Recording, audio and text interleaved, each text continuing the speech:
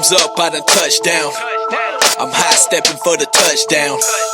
I stay repping for the slums where the young bucks started loaded up just to bust. Hello, everybody, and welcome to the AFC South NFL Podcast. A little different today. Sam is not with us because they do not have power there in Jacksonville. They spent too much energy with the draft party this Thursday, so they had to turn off the power. So, already gave them their one win of the season. Right. So she's out there sweating like the witch of the West. And no, Sam, I'm not calling you a witch. So it's going to be me and Chris Jackson hosting tonight. So let's introduce everybody. Tonight with us, we got the man for the Texans, Dylan Cieslik. What's going on, guys? Happy to be here. And then for the mayonnaise convention of the Titans, we have Jacoby Covington. Yeah, tighten up. What's up? And then our number one Titan hater, all the way from Texas, we have Harish Nookala for the Colts. Hey guys, DeForest Buckner is going to eat next year because he gets to line up next to Quiddy Pay. And then we've got probably the happiest guy right now because they got who they wanted. We got Mr. Justin Gunsaulus for the Jaguars. Hit me. We got our quarterback. Let's go. We didn't get him in like that fifth round like the Texans did. Sorry, Dylan. We'll get to that. That's all right. David Mills could be a Hall of Famer. Trevor Lawrence could be a bust. Imagine the scenes. We didn't waste the first round pick on a running back either.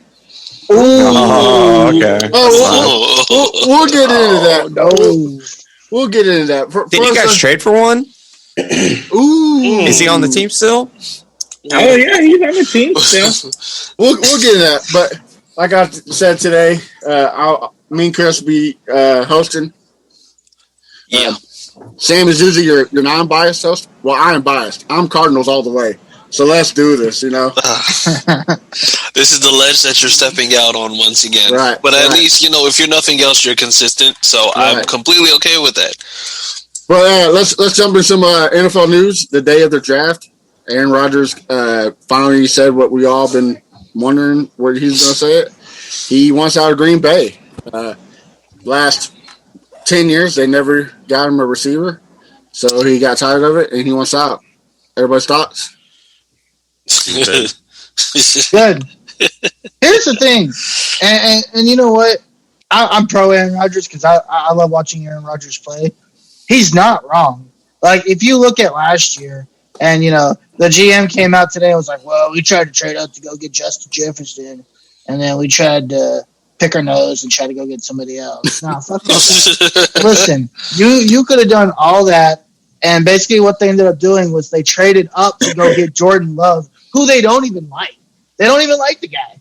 And then they went and got him, right? So I think that's a bigger slap in the face. And isn't he a LaFleur guy? He's not. The GM did not want him at all, right? It wasn't LaFleur, or was it the other way around? I don't even think LaFleur wants him. Like, yeah. They made it seem like nobody wanted him. Which, you know what? I kind of am upset about because I was a Colts fan. I wanted Jordan Love, right? I thought Jordan Love would have been great for our system. And then they ended up trading up and getting him. And I think we had like the second or third pick on the second day. I was like, oh, wow, Jordan Love's going to fall right to us. And now there's a team that didn't even want him that got him. So, I don't know. I don't blame Aaron Rodgers. If I was Aaron Rodgers, I want to. Devontae Adams is a weapon, but outside of him, they don't have anybody. They haven't gotten anybody. And they like sarcastically was like, oh, here's your weapons this year. So fuck themselves. And that's kind of what my thing is. Like, is Devontae Adams a good receiver? He is good, but we don't know how great he is because he has Aaron Rodgers. Let's be honest. Aaron Rodgers have made some good receivers great. So isn't he also double team like every play? Yeah. Yeah, I mean, I think Gardner Minshew could throw to Devontae Adams, and Devontae Adams will still be great. And that's not saying much about Gardner Minshew. Well, this is really the first year that he's been double teamed. Last year he was injured. The year before that, he had Randall Cobb, and the years before that, he had Jordy Nelson. So, I mean, I get what you're saying, yeah, but also Aaron Rodgers makes throws that not many people can make. Mm-hmm. He still has that arm. Well, he's still that threat of a Hail Mary going to be a touchdown. Well, I mean, we can also look at how these Packers teams have been since Aaron Rodgers has been drafted. I mean, you're talking about a team that, had the likes of Greg Jennings. You've had Donald Driver. Maybe not Donald Driver, but I know it's just like you had like James Jones. And then it's just like they've gradually gotten guys like Randall Cobb wasn't a first round pick. Jordy Nelson wasn't a first round pick.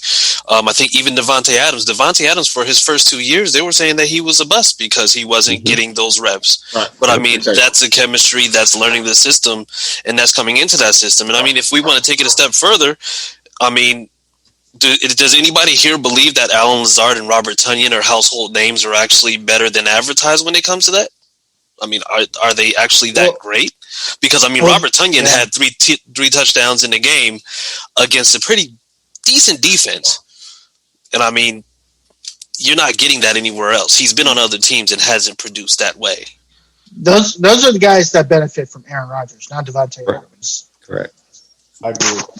Well, like I said, you just never know because he's never been away from Aaron Rodgers. So, he's going to have a great opportunity to do so. Right. His front office just fucked him over. So he released 3 teams. That's the Raiders, the Giants, and the Broncos. Where does everybody see him going? Denver. You got it, Denver. At all. Why wouldn't he? Why wouldn't he go to Denver? They have receivers at the wazoo in Denver. So does New York. Oh yeah, so the Giants. Yeah, is it Giants? Yeah, they got. He wants to go to New York. Yeah, he got Galladay. Oh, wow. I mean, he would have stupid receivers. Yeah. I think he goes to Raiders. Raiders have receivers too. Yeah. I mean, the Raiders is close to where he went to school. I think he's mentioned in a couple of articles that he wants to go West Coast. Yeah. I think. I mean, I agree. I'd rather go to the Broncos selfishly because all the weapons, but I think it's there's the Raiders. 3 things. They're all 3 teams have one thing in common. They have great running backs. Yeah. So I mean, I can see he probably wants somewhere where he's not throwing the ball 100 times a game. So yeah, that's it. I say even though he could still do it. Yeah, even though he could still do it. I say good for Aaron Rodgers. The Packers are stupid by drafting a nickel corner in the first round. I mean, that was like the biggest mistake. Like I thought I saw in the draft. I was just like, they don't care about their offense at all. No, they're not trying to do anything. They're like, that's what I'm saying. Yeah. Especially with all the receivers that were still on the board. Why not help? Yeah, I think Rondale Moore Rondale Moore was there. There was like Elijah Moore was there. Oh, Elijah Moore. Elijah Moore would have been both of them were there. Yeah. Yeah. And we'll talk about this a little bit later. Elijah Moore actually fell a lot further than I thought he would. Mm-hmm. Yeah. I thought he was outside of. How Kadarius Toney was the fucking 20th pick and Elijah Moore was still there? Like blows my mind. So I thought Quiddy was going there. But we'll talk about that later. I just want to, in advance, I'd like to thank all the stupid teams for being as stupid as they are. Yeah. Well, no other really news except out of Tennessee. A good segue. Speaking of stupid, Jacoby, what's up with your guy, man? I don't know. I woke up this morning. I thought Ray Rice wasn't allowed to play football anymore. I think honestly, with with everything that's coming out, there's a lot of details that need to be released first. It just seems kind of funky a little bit. There's some issues between what was reported by the victim and what was the information that was gathered by law enforcement. So. I mean, at this point, we just gotta let it play out, and it happened. So for the people who don't know, explain what happened today. So I guess one of our draftees, I forgot it. I can't even remember his Rashad name. Weaver. Yeah, Weaver. That's right.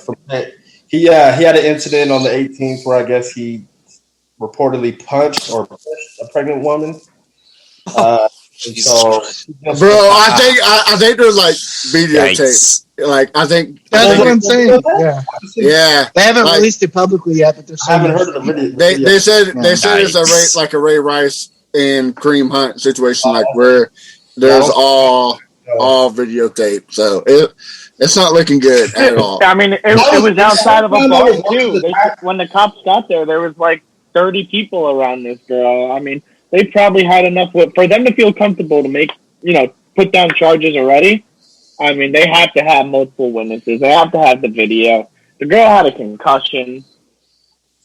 To be fair, it's probably why he dropped, because there's That's what I thought too. I thought that was why he dropped it. Tennessee said they didn't know about. He should have been a second or third rounder, but y'all got him in the fourth.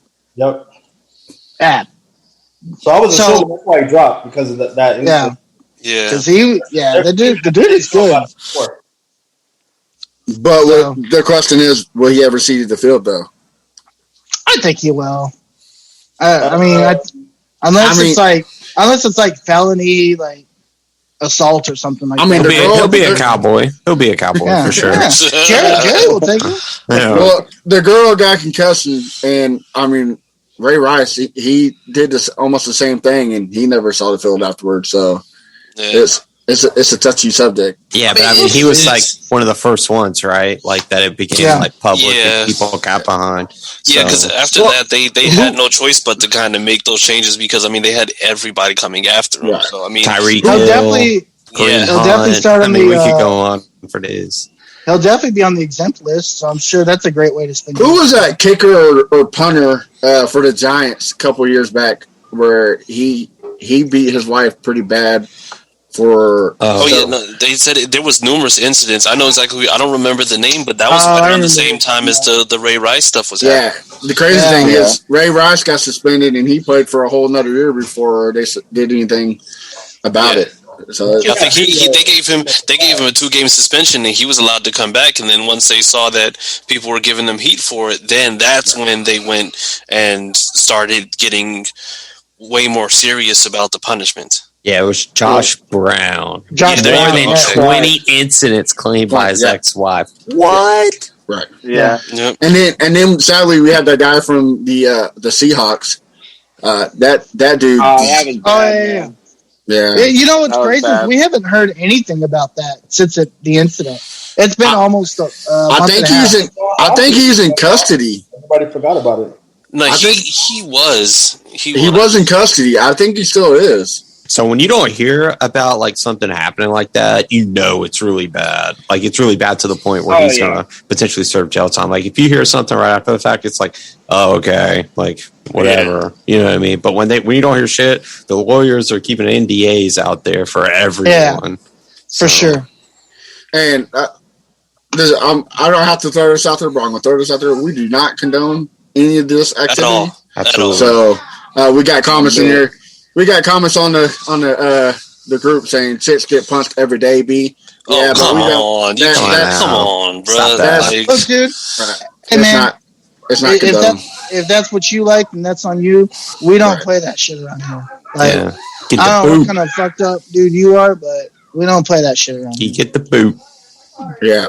So, well, a good way to go into the Titans. First up. So, Well, getting whooped. How's your That's draft grade going there, Jacoby? yeah. How's your draft grade going now? You know, broken backs and So- wind beaters. What you So, got? yeah. Excluding Go ahead and tell us, Jacoby. Well, tell us what your grade was, who the best pick, and who you think was the worst pick and your sleeper. Wait. But before we go any further, I had to ask you one question, Kobe. Did you hear Isaiah Wilson's mixtape?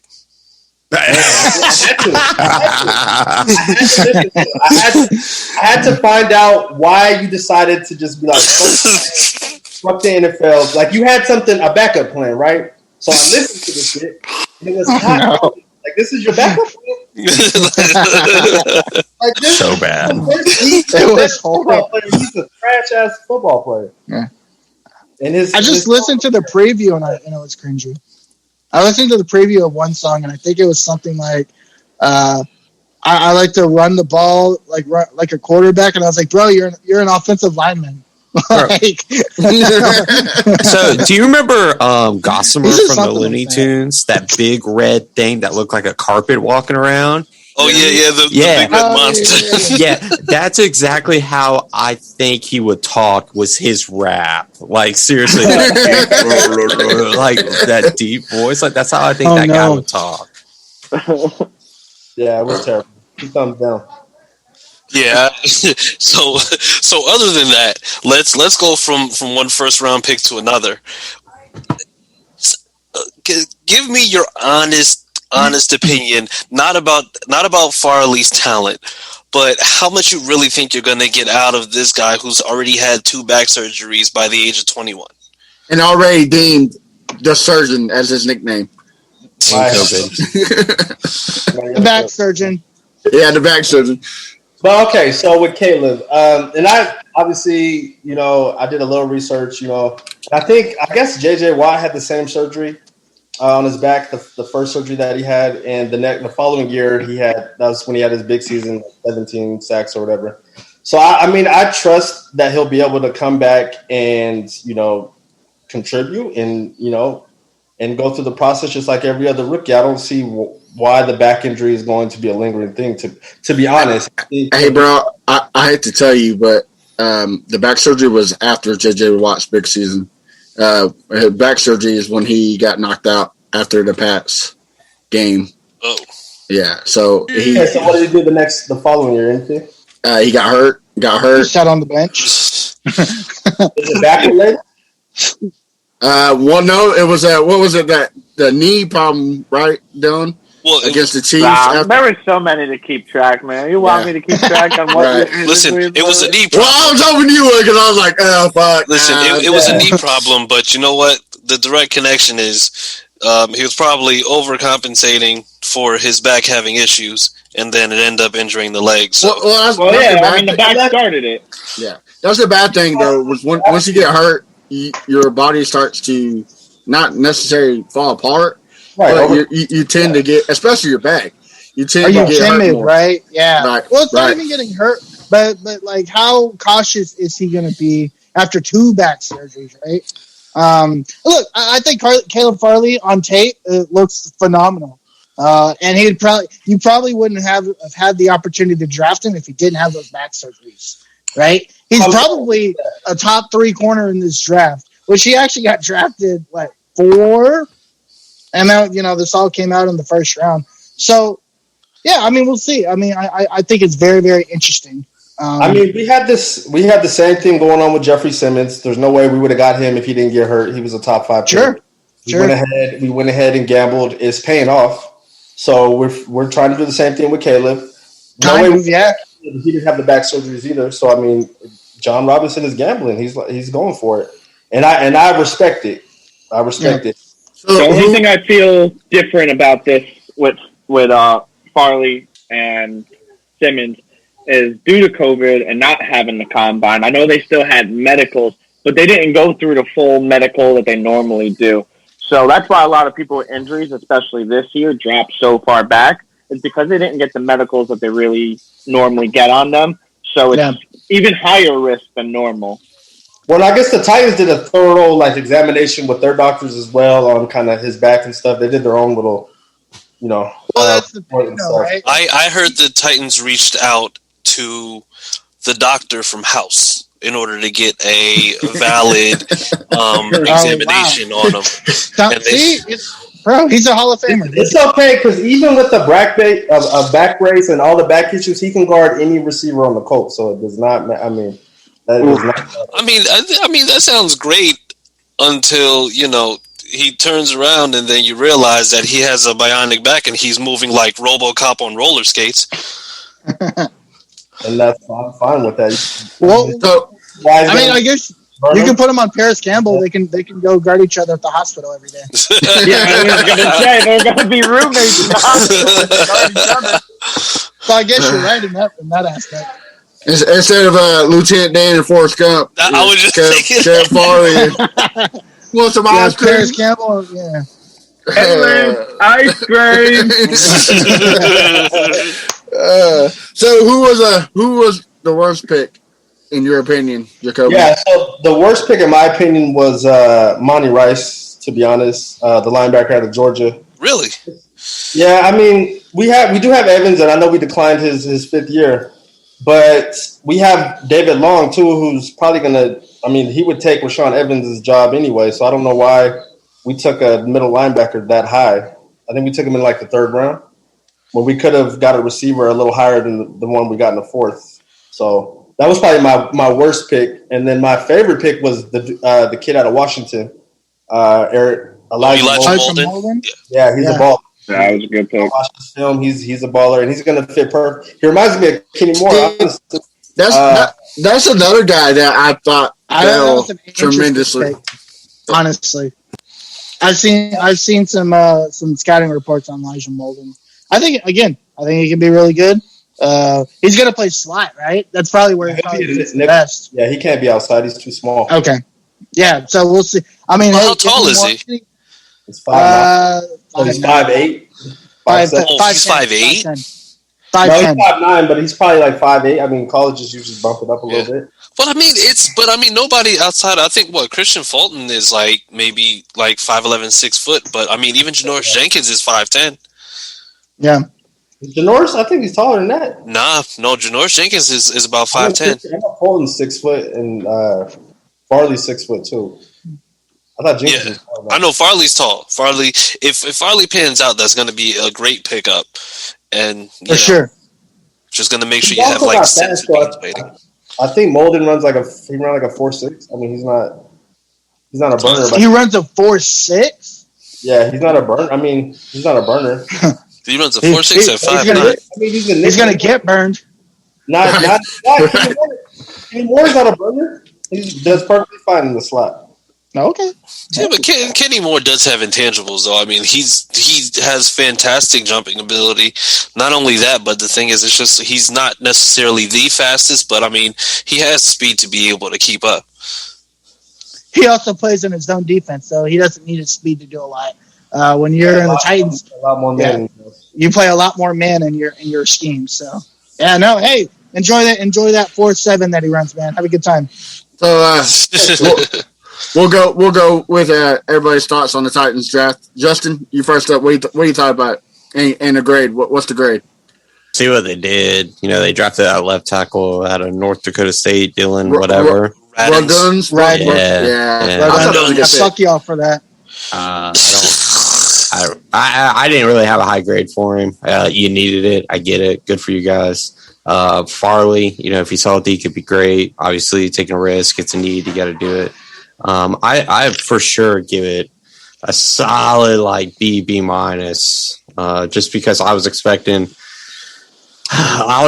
you guys either to get your wide receiver like Elijah Moore because he was there, but you didn't. So you got to roll with that.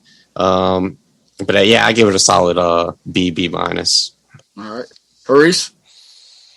I'm gonna give this a B plus, and I think a lot of this. Yeah, I think a lot of this is this could have easily pushed to an A if they drafted Tylan Wallace over Des Fitzpatrick.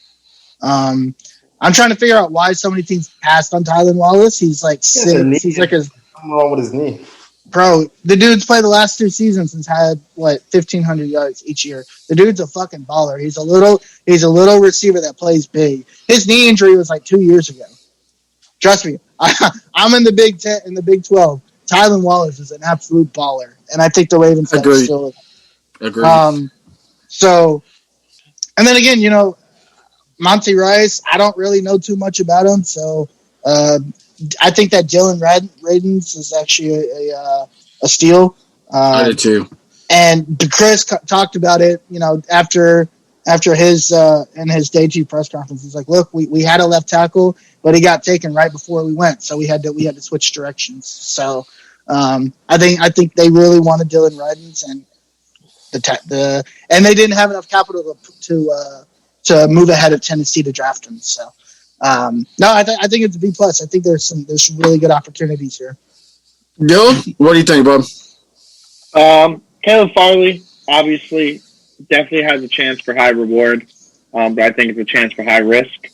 I think, I don't know. I'm not a huge fan of the pick, but I can see why they did it. Dylan Redden, I think that's their best pick. The only thing with him is I think he's going to ultimately, they'll probably try him a tackle because that's their need. But I think ultimately he's going to have to bump inside the guard.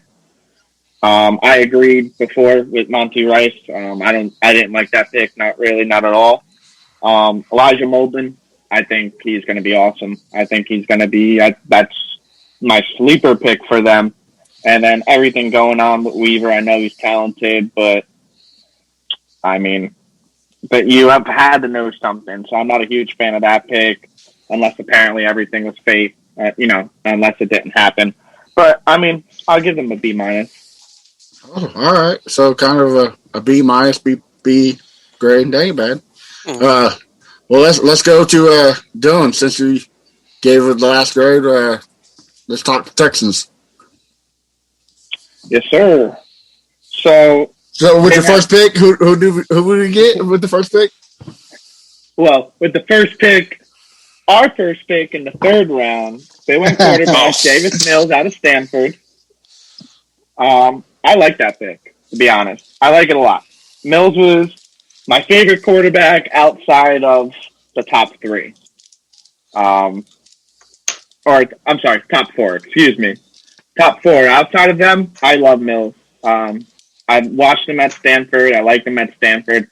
He went up against some pretty good defenses, and he put work in. I liked his connection with Semi, or however you pronounce his name. I was hoping in the later rounds the Texans would snag him, but instead they get Nico Collins, and I love Nico Collins even more. He's a big boy. Oh man, he's a big boy. Big boy. He's going to be big boy. Like a Andre Johnson Hopkins type. Which obviously, they're not going to go with the same offense Bill O'Brien had. I think they're going to shift closer to kind of what Baltimore has. So you need a big boy in that offense. The thing I liked about those two picks the most is both of them have connections to Pep Hamilton, especially Davis Mills. He has a big connection to Pep Hamilton. I think Pep Hamilton will be the OC next year, and I think he's a potential Coley bust out. I think he's a potential head coach candidate in the future. I love Pep Hamilton. I think that was the best hire for the Texans, and I love that they're kind of building around his connections. Altogether, I really like their draft. After Nico Collins, they kind of go depth. I know we have a lot of tight ends, but since we're trying to rebuild, all Casario's talking about is depth, competition. I love the pick for Brevin Jordan. He, on a lot of teams' boards, to a lot of analysts, he was tight end number 2, tight end number 3. He does have a little bit of a size issue. That's probably why he dropped a little bit. But he's so athletic. The Texans have always gone after athletic tight ends. You know who he reminds me of? Owen Daniels. He reminds me a lot of Owen Daniels. He does. I have a lot of hope for the kid. Owen Daniels and Dallas Clark type of tight end. So I agree with you. I like that pick too. Yeah. So. Then they went in the 5th round. They went with Garrett Wallow. I like him a lot for depth. I don't think he's going to be a starter, at least not until maybe a few years down the road if something happens. He's a great depth guy. He fits really well into like a 4-3 Tampa 2 defense. They really went towards system there than going maybe best player overall available. And I like that pick. Like I said, it's all about that competition. They have a ton of linebackers. It's just bring as many you can in, see who wins out. Ryan Lopez, I do wish that they went defensive tackle a little bit earlier. But Ryan Lopez, I think he's going to be the sleeper, going to be the steal. I could see him starting inside on that front line. Trading up for him. They moved around a lot, which normally isn't Casario's thing, but he said it himself. He said how little they actually got to look at these players. He'd really rather maximize on the ones he chose and choosing for quality instead of quantity in this draft. They already signed a ton of free agents. They're already like 4 shy of their 90-man roster. They signed their undrafted free agents already, and I feel like they got a couple good guys out of there too for competition. It's hard to give them a good grade, like even as a Texan fan, just because they didn't have the first and second round pick. And it's not really fair to grade them based on not having that, but you always want that like splash pick. So I think I would give them B-, B. I'll say B with what they had. Okay. All right. This will probably be the first and last time that I do this, but I don't think it's necessarily, I mean, it's a new regime. It's brand new with what they did. They didn't have the first 2 picks, but I mean, free agency, they signed everybody to a 1-year $5 contract, and then I mean they drafted what they could from like the 3rd round on. So I mean, I'm not going to judge anybody in that organization based on this draft, because you literally have to unscrew up everything Bill O'Brien did. But I mean, moving forward, I think we'll have a better indicator of it. So I mean, you're at this point, you're just filling holes. You don't know whether or not Deshaun's going to be there. There's a lot of question marks. So for me, I'm not going to give the Texans too much slack.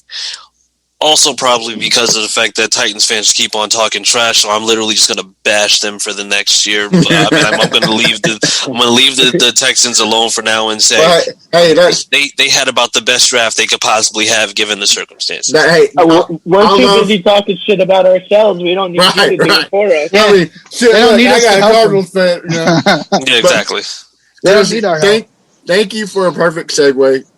Jacoby, what do you give the Texans? What's your grade? How do you like the picks? Honestly, I would say probably a B-. I mean, you didn't have much to work with. You know what I'm saying? You had to take your quarterback and with your first pick in the 3rd. I think it was the 3rd round, right? Yeah. But Brevin Jordan, he was kind of an interesting pick because I felt like you guys already had tight ends. We have like 9 of them. The Texans are never. If the Texans have any less than 6 tight ends at any point during the offseason, there's something wrong. I guess maybe you guys were going BPA, like best player available at that time. I don't know what they were thinking with that one. Well, I was assuming that you would go D-line first. Well, the bad thing is Tim Tebow was getting picked up from the Jaguars, so we had to go tight end. So, Had to make sure they got him off the board real quick. right.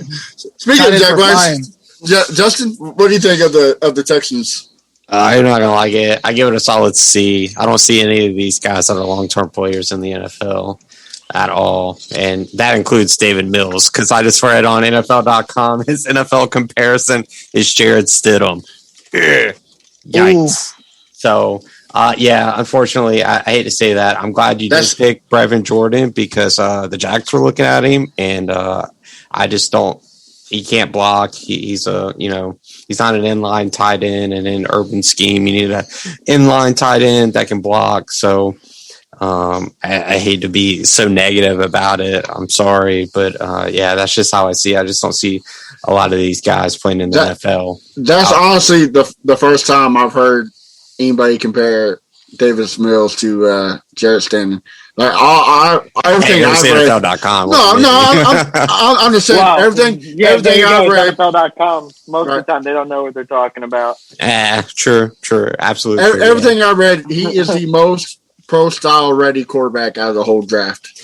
And don't get me wrong. I mean, he could be. I thought Mac Jones was. That is true. Stanford's offense runs a lot of the pro-style offense as an NFL. And I hope he is. Yeah, I mean, I hope he is, just for the simple reason of you guys were pigeonholed into this draft that you had to address the quarterback. And that just sucks, man. I feel bad for you guys, but they were literally like, "Do we have to make a pick?" Yeah, I guess you do. It's like, all right, well, give me that Mills guy from Stanford. He might be smart. I know. Stanford. Yeah, I know this quarterback's not accurate, but I definitely you could definitely scheme around it. Smart. Kellen Mond, I wish you guys would have took him. I know you're probably going to catch some flack for that, but he's definitely a guy that can make things happen. I know he's not the most accurate quarterback, but man, so close to Houston, you could have got a guy that was, right up the street from you guys. So, well, he was also picked the pick right before us. Oh, really? The Vikings jumped us for Mond. Touche. Yeah, because Kirk Cousins probably won't be there much longer.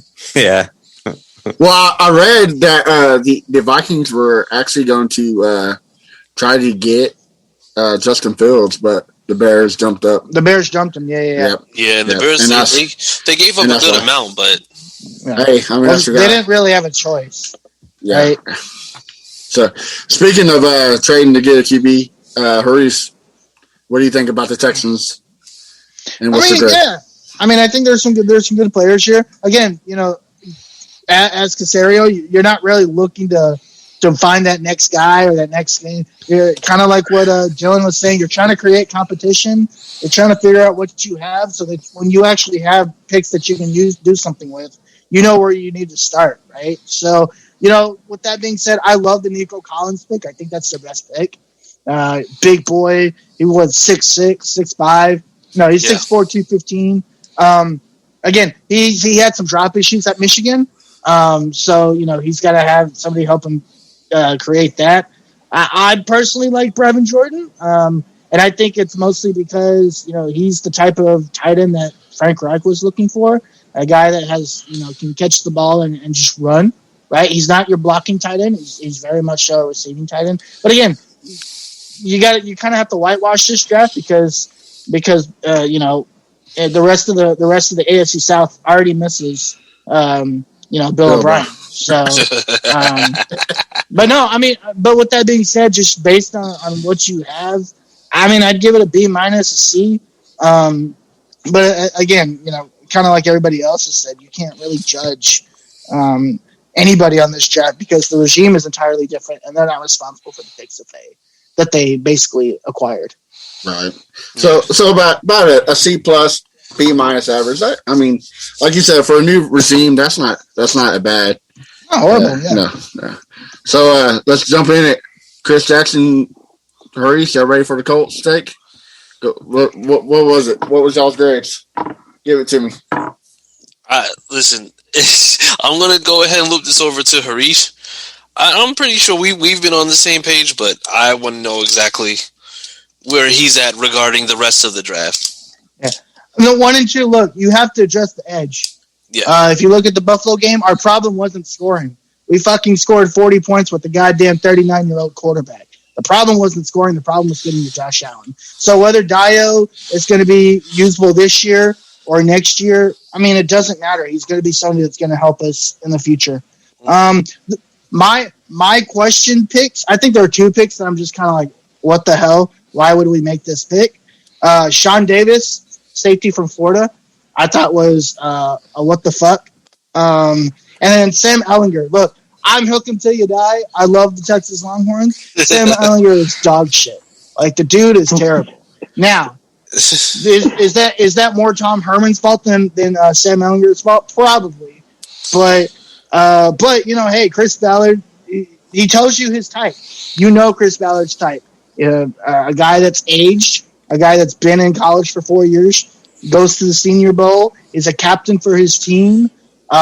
These are the types of traits that Chris Ballard looks for, and he jacks off at night to these types of players. So Sam Ehlinger fits his type. Allegedly.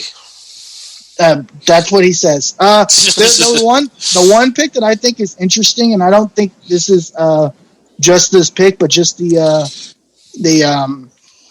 what they're looking for as a whole is they're looking for a big receiver. It's the one thing.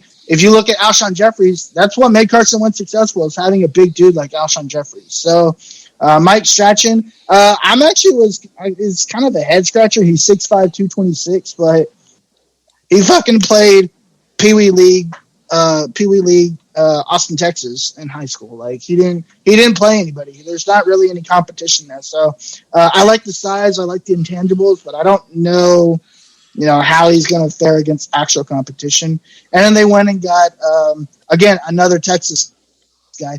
When he got was it Malcolm X? No, not Malcolm X. Tariq Black from Texas. They signed again another big receiver. Again, it almost feels like Ballard says he's not force feeding something, but it feels like at the wide receiver position they're trying to force feed a big option. I think this was a C class. Just looking at it at the top, Kylan Grant again. But at the same time, when you're a team like the Colts that have a solid core already, you're really just looking for depth pieces, right? At this point, you're looking for guys to fill in behind the guys that are there. And people are worried about the left tackle situation. Look, they're going to sign a left tackle tomorrow. They already know who they're signing, and that guy's going to be signed by the end of tomorrow, maybe Wednesday. So I think they already knew that the Bears left tackle was getting released. I feel like they had to have known that. And with the Dylan Radins pick, as much as I liked it for the Tennessee, I think Cieslik already said it. He's like, look, this guy is not going to be a tackle in the league. He's probably going to end up playing guard.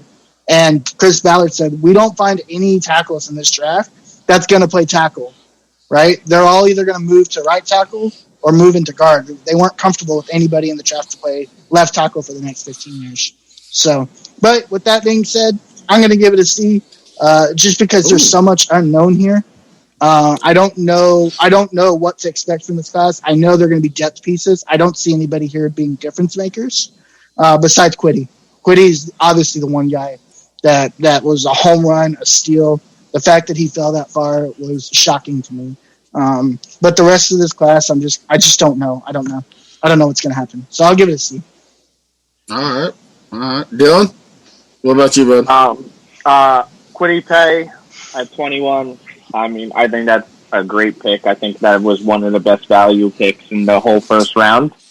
Amazing. After that, I'm honestly not a huge fan. Honestly, my favorite pick after that is the Penn State guard, Will Fries, and that's just because his name's Fries, so I hope he does well. No Fries. Yeah. Other than that, I mean, Ballard's known for getting these, sleepers in there and all that, but I felt like he went too hard. I feel like every other pick, is like, hey, he could be a sleeper. Oh, hey, he could be a sleeper. But, I mean, if you draft 6 possible sleepers and hit on one, what good is that really? So I agree with Harish, C. Oh. Jacoby? I mean, Quiddy. I want to hear it, bro. You've been talking all that smack. I want to hear it. Come on. Here's your chance. Yeah, I'm going to get to it. I mean, Quiddy was honestly the only good draft pick that I think you guys had, to be honest. I mean, I think Deo, I mean, he's all right. You kind of reach for him, and he's not going to play possibly the first year. You guys didn't draft a receiver in the first, that wasn't your first draft pick for some weird reason. Because do Colts fans really, are they comfortable with the receivers that they have on the roster right now? Yes. Dude, we had 4,000 receiving yards with the same receiving core we have right now. The touchdowns didn't come, the red zone struggles didn't come, but there is a lot of guys. Paris Campbell, hopefully he stays healthy. Michael Pittman balled out after that injury. Michael Pittman, after the injury, had 700 receiving yards. I think Frank is a really good offensive coordinator, and he's a quarterback whisperer and all that good stuff. And so he kind of he doesn't really draft high. You guys don't draft offense high. I mean, you always go defense in the first couple rounds. And that's kind of basically him being, kind of as confident in his ability to coach him up. But I think you guys are going to lose a lot of games 16-10, to be honest, because you're just not going to have an offense to roll with that defense. How do you know that, though? You see what my thing is? You don't know that. You think that, but then again, we were the 5th scoring offense in the entire league last year. So what changed that we're going to go down all of a sudden? You guys are hoping and praying this Carson Wentz guy doesn't do shit when his best season was under our head coach, who you just said already make miracles happen. So what is it? Are we going to lose game 16-10, or are you just hoping that's what we do because that's your argument? No, that's what I plan on having. No, you're hoping. Okay. All right. Well, go ahead and join. You're also hoping that Carson is going to be the same quarterback that Frank coached around the first time around. We're all hoping. I mean, what are we talking about? Well, you don't want to hope because then we'd sweep your ass again. So no, there ain't no sweeping going on this time. Not with that offense. Chris, you got any words before we jump to Justin's thoughts on the draft?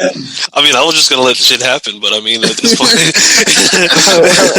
but the thing, okay, so the thing that's being overlooked here is the fact that we're not a team that, and well, I'm sorry, I have to be unbiased. The Colts are not a team that has to solely rely on the pass. You know, the one thing that keeps on getting overlooked is that Jonathan Taylor ran for over 1,000 yards as a rookie. Not only that, but the thing is, we're bringing back Marlon Mack, who's going to be in a timeshare with a second-year player that's already ran for 1,000, and you have Nyheim Hines, who can both run and catch out the backfield. So the thing is, you're not going to look at Carson Wentz to throw, 300, 400, passes a game. You're going to look to him to go and make sure that he's making those secure throws while we have a good mixture of the run and the pass. If we're being completely honest, I can see us probably running more than we actually pass, even behind this line the way that it is. And I mean, if we solidify the left tackle position, then you're looking that much stronger. So, I mean, the fact that they didn't really draft a wide receiver high isn't necessarily concerning. Of course, that's what I would have liked. But at the same time, this isn't an offense that is by any means going to be stagnant. We've seen what we can do. Phillip Rivers could only throw maybe about 5 yards on a good day. And I mean, even he threw for I think almost 4,000 yards last year and turned in probably the least amount of interceptions that he has probably in his whole entire career. So if I would have been concerned about Carson Wentz, I'm not knowing exactly what this team entails. But now that can actually bring us over to a team that now has been revamped in their own, at least, well, for one pick, because I mean, after that, you have some things to answer for. So, Justin, give me your overview of what happened with the Jags and why you believe that everything went right after the Trevor Lawrence pick. Yeah. Just a second. I give the Colts a solid B, just for the simple reason of I felt like, playoff wise, they're there. Yes, they replaced the quarterback, but having a mobile quarterback in that offense now, I think is only going to help them in the red zone. Okay. So to be able to go out there and draft Kwity Paye, a top 15 prospect at the spot that they drafted him at, just, even if that was their only pick that draft, I still would have given him a B because it's just going to accelerate that defense so much more. But the other people on the draft, I think everyone touched on it enough to talk about it, but I do agree with not having to draft a wide receiver. If T.Y. didn't come back, I think it would have been a huge need. But having Jonathan Taylor not be on a pitch count or whatever you want to call it and not starting, being the lead back from day one, now he's going to get that opportunity, obviously, with Marlon Mack coming in there and assisting. But having him be the guy from day one is just... if it's going to be good, what I mean? And I kind of think a lot of people are underrating his catching abilities as well. Jonathan Taylor is a great catch in the backfield running back. Absolutely. So, yeah. But to talk about our draft, I'm going to be honest. I give it a B. Okay, even if we only had one pick and. Even if we only drafted Trevor Lawrence, I'd still, it would be a B plus for me. But as of right now, it's a B because I felt like later in the draft with picks 4, 5, and 6, we had an opportunity to go get high ceiling guys that we just didn't, and that's kind of my frustration. But to go through the picks, Trevor Lawrence, great. We got our franchise quarterback of the future, excited. Travis Etienne, I had us in my mock drafts, Travis Etienne. But in the second round, because we need that kind of explosive running back. James Robinson is good. Yes, he fits great when you feed him 30 carries a game like we did last year in a pro-style, run-heavy offense that sets up 2 wide receivers, 2 tight ends, and, you give him the ball, he's great.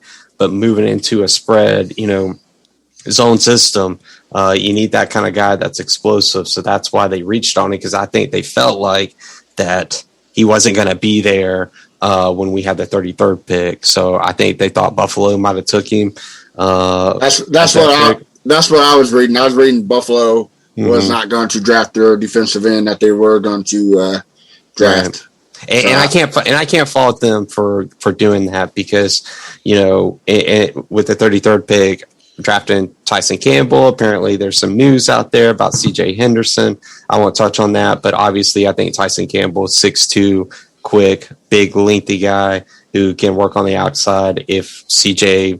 takes a year off or whatever the news is with CJ, I think that's a good replacement, even though I wanted Christian Barmore.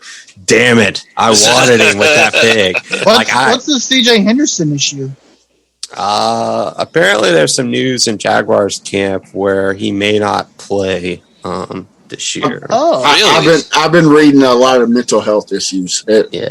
So that's always important. That would be very sad because having 2 6'2" guys that can run a 4.3 on the outside, that's pretty good. But in my mock drafts, I had Lawrence, Barmore, Trevon Moehrig, and then Travis Etienne with the 45th pick. Obviously, we went corner, which I'm fine with, but Walker Little, I get why they did it. Big guy, freshman year, starting left tackle, great. Got hurt his sophomore year, sat out his junior year, comes into the draft, high ceiling guy that they think can be their left tackle of the future. Has a year to sit behind Cam Robinson. Awesome. Do it. If it works out, great. If it doesn't, at least we have a backup. You know what I mean? But Andre Cisco was, these next two were like the two guys that I just had, like they were my guys. Tufeli, I love because he can be the Christian Barmore now. 3 technique that can get penetration. Cisco, ball hawking safety, quick, love it. Jordan Smith, I don't know. Go ahead. Sorry. I was going to say, I think Cisco was y'all's still in the draft. I love him, man. That was a great pickup. So good. And ball hawking safety. Every time he picks off the ball, you can play the thong song. I mean, it's just it's perfect, So. Tufeli, Jordan Smith, I don't know much about him. I got to read more, but apparently they traded up for him because apparently he was the best edge rusher for the rest of the draft. Okay. I'll have to see it, right? Luke Farrell, this is where I kind of get pissed off with Urban. He had an opportunity to go out there and get Trey Smith, an inside guard that we need. Yes, he has injury concerns, but this is where I kind of get frustrated with Urban. It's just, drafting a tight end that, we need blocking tight ends, but Trey Smith is a guy where, hey, your 5th round pick is potentially not going to play, or he's going to be a special teams guy, or he may not even make the team. Okay. You could draft a guy like Trey Smith, who in the 5th round could be a 1st round talent if he stays healthy. And then Jalen Camp, who is a massive human being, just huge guy who has great range. Again, I think that's a luxury pick from Urban. So I see what Urban was trying to do. I was frustrated at the time with the Walker Little pick, but I get it. They were drafting, they got lucky and were able to fill holes on defense, which I wish they would have addressed sooner, but we got our guys later in the draft. So I give it a solid B, maybe even a B+. Okay. Before we get everybody else's thoughts on it, Sam sent me something he wanted me to talk about. Did you read that when they called Trevor Lawrence, they called him 3 times, and each time they called Trevor Lawrence, his phone went straight to voicemail. So they couldn't get a hold of Trevor Lawrence, and they were on the clock. Like it was about to hit that time. Yeah. And then Trevor Lawrence is like, hey, man, I'm glad to hear from you, coach, because I was getting worried there for a second.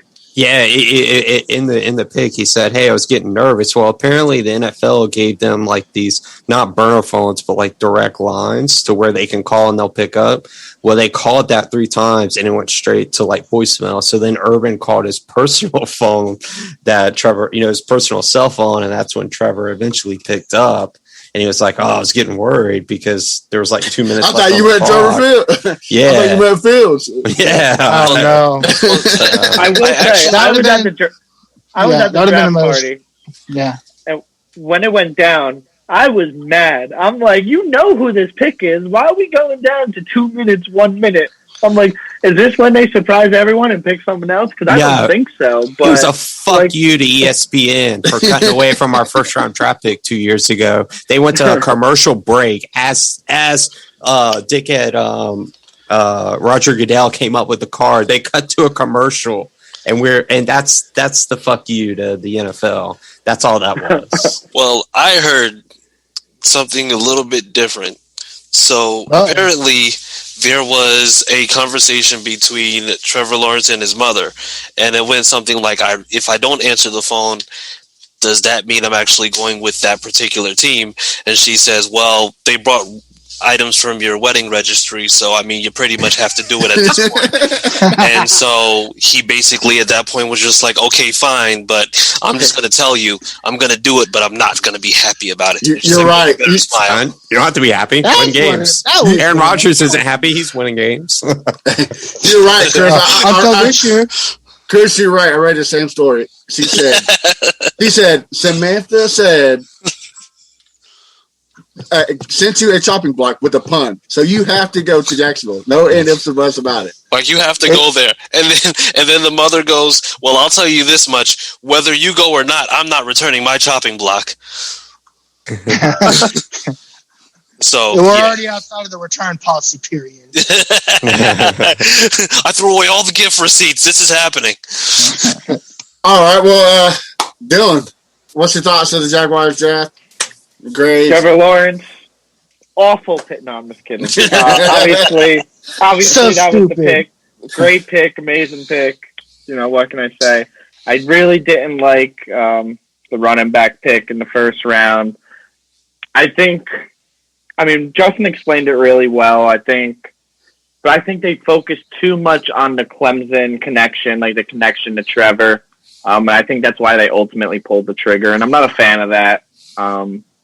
Sam also said it during the draft.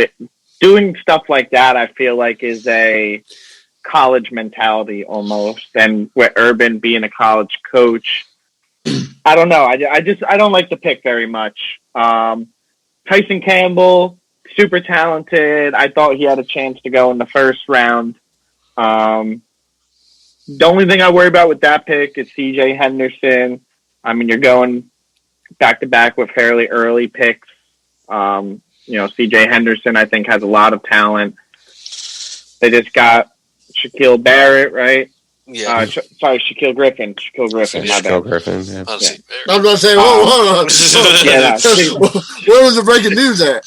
No, Shaquille Griffin. So it tells me either Henderson, like you said, Henderson is having his issues, or the team doesn't feel like it's heading in the right direction.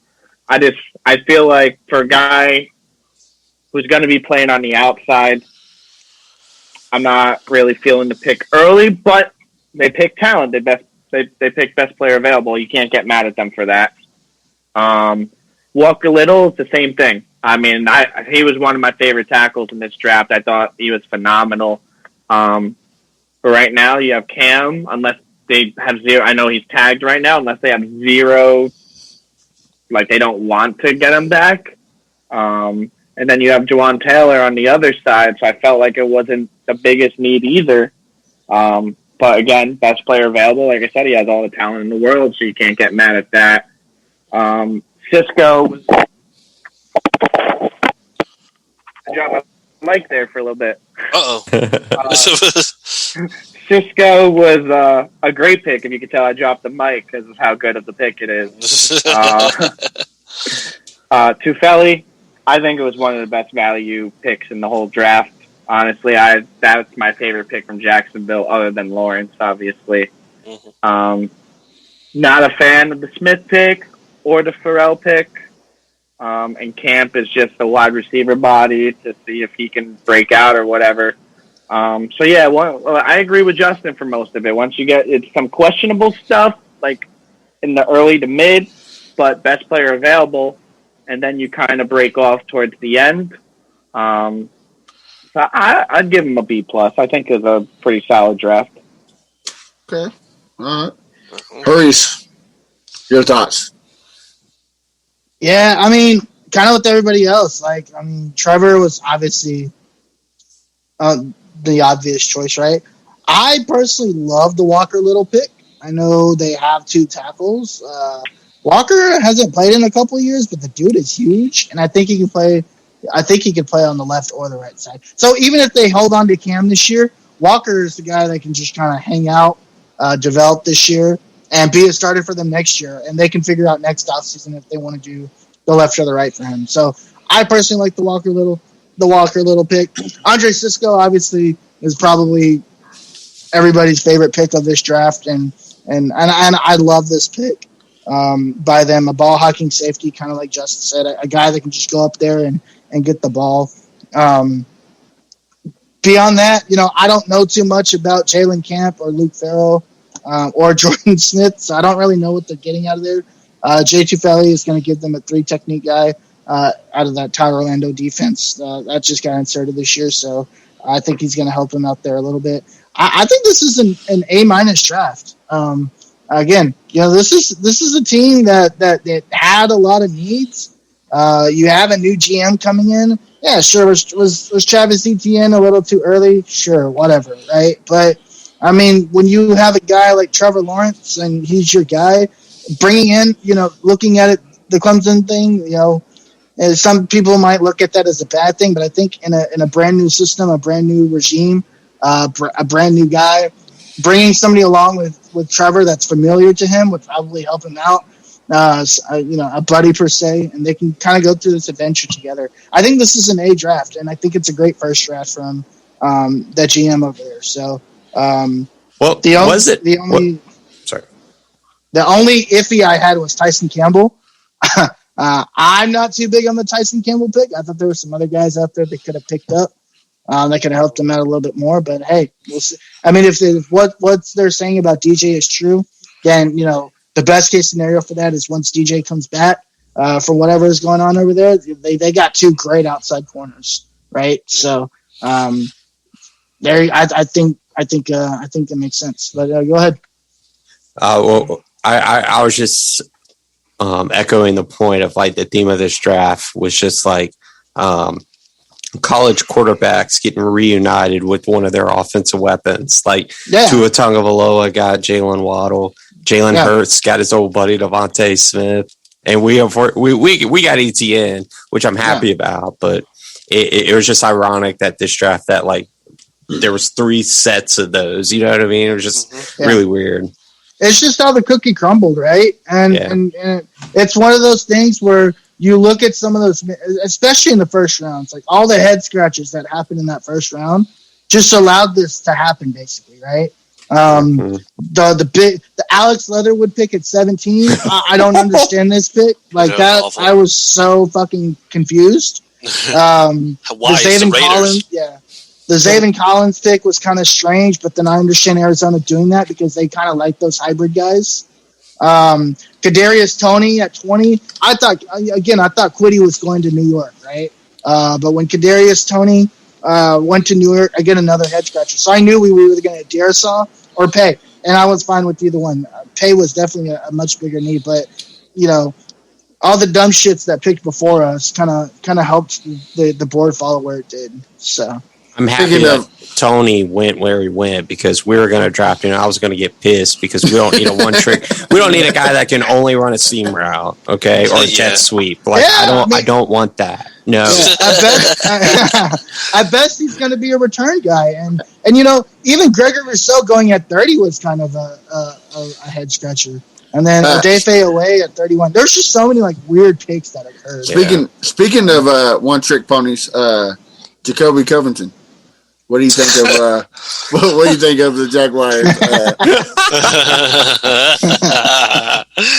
I would give them a B. Honestly, I like what the Jags did with those first 3 picks. Obviously, you had the no-brainer with Lawrence, but I do like Etienne. He was probably my favorite back, honestly, coming out. I like him more than Harris. I know a lot of people kind of think Harris is the better back, but I think Etienne is better. He just offers that more that big home run ability to me. And then I guess Campbell, I mean, I'm kind of indifferent about Campbell. I mean, I think you guys went the best player available route with most of your draft picks, it seems like. But him on the outside with Griffin or CJ, I mean, it's going to be difficult, because all 3 of them are long and they're fast. I don't know too much about the other remaining picks. I mean, you did pick a receiver from Georgia Tech, so I guess he's probably good at blocking. I mean, I don't know how many pass catches you get at Georgia Tech as a receiver. But other than that, yeah, I would say it's top heavy, but I would give it a B, definitely. My only thing I'm going to say about the Jaguars draft is Urban Meyer did what he was going to say, and that's draft speed. I think he did a great job of drafting speed, especially when it comes to running back and Tyson Campbell. So I think he did what he said he was going to do, which sometimes is a good thing. Unless you're Bill O'Brien, it's a terrible thing. So, before we kind of wrap it up, let's go around and let's get not just the AFC South, but who's everybody's best team that drafted? Who do you think had the best draft this year? Go, Justin. Who had the best draft? Everybody.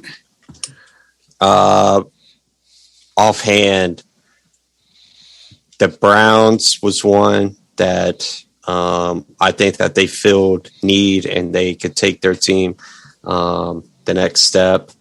The Bengals, I was happy with them getting Jamar Chase, another quarterback wide receiver duo, which was great. But I would have to say the Browns right now. All right, Chris Jackson. What about you, bud? You know what? It's going to be a very unpopular opinion, but I'm actually probably going to end up going with Miami. I think it's just like they addressed wide receiver, so I mean you got more weapons. They drafted Eichenberg. Well, I believe they drafted Eichenberg. Yeah, they drafted Eichenberg. I mean, they have a pretty good amount of depth. But the thing is, just like they addressed a bunch of places, and I mean, if you look at what they've done over the last year, I mean, they've. I think this draft makes them competitive in the AFC East this year, regardless of how, Buffalo retooled. So, I mean, to me, it's just like Miami, they actually did probably the best, or if it's not Miami, I'm going to say the Chargers. Dylan? I'm going to say the Detroit Lions. I love the Sewell pick. I know, you had quarterbacks there, but you're paying Goff so much money. Give him a shot. Give him a year. Whatever. Give him 2. Onwuzurike, I thought was going to sneak into the first round. He did not, so I love that pick in the second round. They doubled up at defensive tackle with McNeil after. Not the biggest fan of that pick, but it's just depth for that position.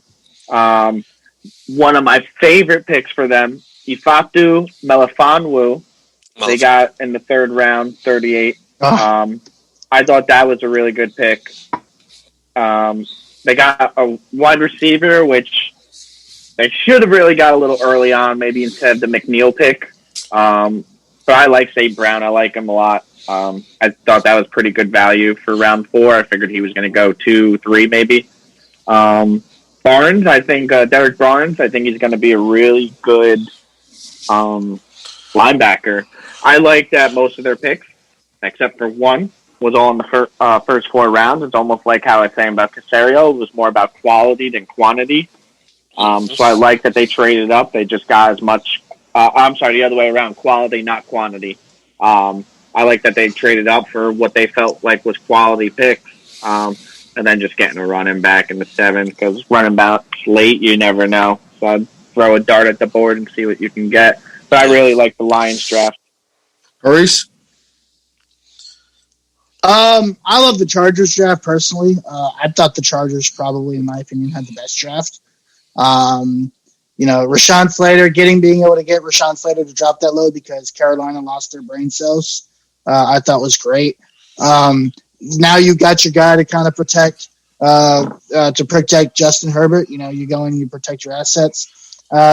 Asante Samuel Jr. is a guy that can come in, and hopefully if Derek James, if the safety can stay healthy, right? Derwin James, right? Derwin James can stay healthy. You got yourself a cute, kind of like a cornerback 1. They haven't been able to replace cornerback the last couple of years. They've got homeboy who was with the Tariq, but he's retired, I think. So you really got somebody. Josh Palmer is a receiver I really love personally. He went to he played for the Tennessee Volunteers, not the Tennessee Titans. So Jacoby, calm down. But I love Josh Palmer. I think he's one of those he's one of those receivers that plays really big. He's only 6'1", but the dude has a vertical that's kind of insane. So you kind of bring yourself another deep ball threat to kind of help with Keenan Allen. He's got to refine his skills a little bit as far as his route running, but as far as his physical ability to like go up and jump, catch the ball, I think that's great. Another weapon for Justin Herbert. The Chris Rump pick, the linebacker from Duke, I thought was a great value pick in the 4th round. And then again, you just go in there and you have the ability to kind of see what you have with the rest of these picks. Trey McKitty, I thought is another guy that I thought is something that fits really well for them. So personally, I like the Chargers. I think they did a really, really good job. Kind of doing a mix of helping out Justin Herbert and also getting some pieces for that defense to continue building it. All right, Jacoby. I think the Browns. I like what the Browns did with Owasu and Newsome. I think he's a little raw, but he's aggressive. I mean, he was one of my favorite corners, honestly, to come out this year. Him and Surtain. I also like Farley as well. But I like Owasu a lot. I think they drafted that kid from Michigan a couple years ago who was like Jarrell Peppers, kind of like that safety linebacker, and Owasu's kind of like that too. I'm curious to see how they're going to use him. But overall, I think, the Browns had the best draft out of anybody. I personally thought the Bills had a killer draft. I think they just beat up that defense. But guys, this is the part where we say our goodbyes. Jacoby, where can we find you on social media? You can find me at the real Jacoby Covington on Twitter. Because there's so many fakes. There's so many fakes. Bunch of fakers. They're everywhere. You never know. You gotta, Most of the time he's on his burner accounts at Titans or shit. Justin, where can we find you, brother? Bearded Guns with a Z, no S, Z. All right. Mr. Harish Nookala.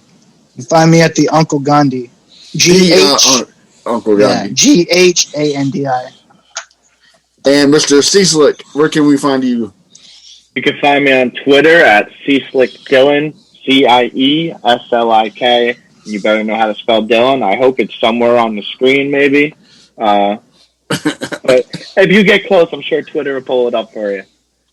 All right. And Mr. Jackson? Woo, I am for real. I'm sorry, go ahead. Damn right I am, but I don't have to put the real Chris Jackson because they know exactly who to refer to. So we're going to go with find me on Twitter at CJ Coltsfan. And also, shameless plug, but we'll go with it. You can find me also on Relevant with no A at CJ Coltsfan there as well. So, yeah. Yes. Thank you for doing my job because I was about to bring that up. You can find me at Fan Battle Briggs, and of course, please follow us at AFC SFB. Sam always had a problem with that, but yeah, at AFC SFB Twitter, and also like Chris said, follow us on the new Relevant app. It's a great tool. You can find all of our podcasts. You can find other great vibes, as they call it. I mean, if you want to see Lil Nas X and Jesus, they have that vibe. So, shout out to you, Lil Nas X, John. But yeah, guys, see y'all next week. Yeah, man. Peace. Later. There you go.